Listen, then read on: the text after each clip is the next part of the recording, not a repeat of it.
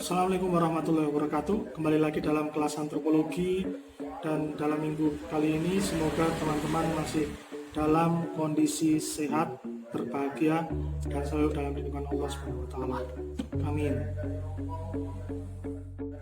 Dalam pertemuan kali ini kita akan membahas mengenai mobilitas sosial sebagai faktor perubahan dalam stratifikasi sosial. Nah, dalam struktur sosial yang sifatnya terbuka, dipastikan akan terjadi yang namanya dinamika di dalamnya. Mulai perubahan di dalam struktur, hingga adanya perubahan individu-individu baru di dalam struktur sosial tersebut. Adanya dinamika inilah yang bisa dipahami secara sederhana sebagai akibat dari adanya mobilitas sosial. Lalu, apakah mobilitas sosial tersebut? Mobilitas sosial atau gerak sosial bisa didefinisikan sebagai perbedaan orang atau kelompok dari strata sosial yang satu ke strata sosial yang lainnya. Nah, proses mobilisasi sosial tidak hanya terbatas pada individu saja, namun juga kelompok sosial yang ada dalam masyarakat. Dalam hal ini teman-teman, mobilitas sosial yang ini lebih memiliki sifat perpindahan yang cenderung vertikal. Ada beberapa contoh, misalkan penerimaan ini dalam hal ini bisa diartikan sebagai kemampuan yang diterima seseorang untuk meningkatkan kapasitasnya untuk bekerja dalam sebuah posisi tertentu. Selanjutnya ada juga kenaikan pangkat yang memungkinkan seseorang itu berpindah dari suatu pangkat golongan 1 ke pangkat golongan 2 atau yang lebih tinggi. Nah, selanjutnya ada degradasi.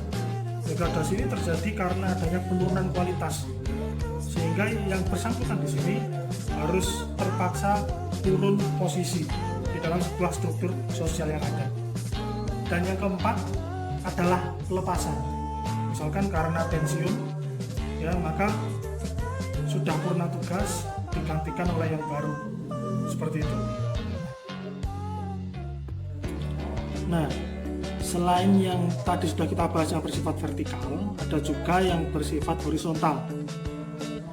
Dan hal ini tidak berdampak signifikan terhadap perubahan kedudukan seseorang maupun objek sosial dalam struktur sosial tersebut. Misal, seseorang yang beralih kewarganegaraan di timnas sepak bola Indonesia, kita melihat ada beberapa pemain yang dinaturalisasi yang awalnya berkewarganegaraan Belanda, kemudian berkewarganegaraan Indonesia. Salah satu contohnya itu. Selain itu ada juga orang-orang yang beralih profesi, misalkan awalnya berjualan buah-buahan, sayur-sayuran, terus karena menunggu panen sementara waktu dia berganti menjadi penjual daging, ikan, telur dan sebagainya, bahan-bahan makanan pokok. Contohnya seperti itu untuk yang vertikal. Nah teman-teman, di tengah kondisi saat ini sebenarnya materi yang kita bahas ini ada kaitannya atau mungkin bisa kita pergunakan untuk mencoba menganalisis kondisi yang terjadi hari ini, di mana dampak dari adanya pandemi ini membuat berbagai mobilitas sosial terjadi dalam masyarakat. Misalkan orang mulai merubah atau berganti mata pencariannya, ada pula yang berpindah strukturnya dalam sebuah organisasi dalam masyarakat, dan itu terjadi mulai dalam bentuk yang vertikal maupun yang dalam bentuk horizontal. Misalkan seseorang yang bekerja di sebuah restoran, karena adanya pandemi hari ini mereka harus dirumahkan. Nah, yang awalnya dia seorang koki atau seorang juru masak, karena kemudian dirumahkan, akhirnya di rumah dia juga membuka sebuah usaha warung makanan yang melayani pemesanan makanan via aplikasi online, misalkan seperti itu. Ada pula yang kemudian terjadi perpindahan posisi, itu juga ada. Misalkan yang awalnya berposisi sebagai seorang